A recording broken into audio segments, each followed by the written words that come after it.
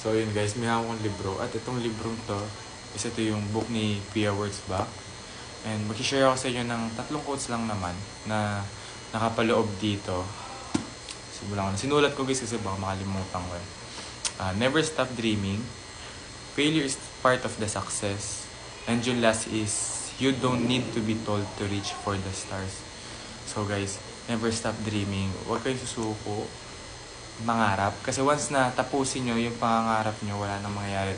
Yun na yung katapusan. Try and try and try hanggang sa maging successful. Failure is part of the success. So yun na nga, parang pinaghalo ko na. Failure is the part of success. Walang taong naging successful. Ano yun?